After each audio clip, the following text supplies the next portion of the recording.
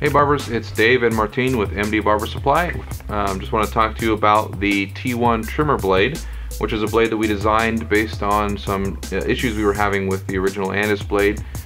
We used to carry that blade and sold quite a few, but it didn't cut properly. So we designed a longer teeth blade before anybody else's.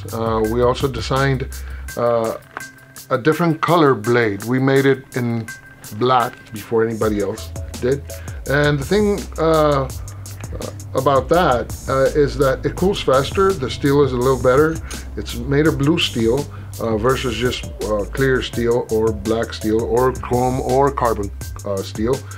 We also include the screws for this blade since I believe the second generation, and also we widen and longer the screws so you wouldn't have to mess a lot once the blade is adjusted. Let me just add to that real quick why we did that, just to explain.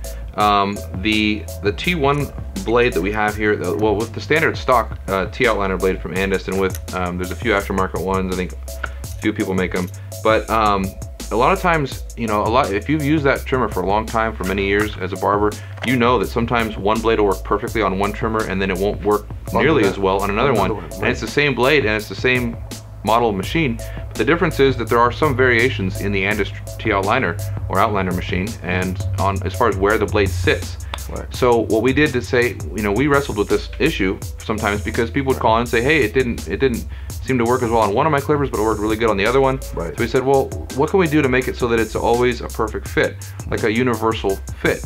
So what we came up with was to make the holes where you mount the blade on the trimmer, these two holes here, elongated, so they're taller, right, more vertical.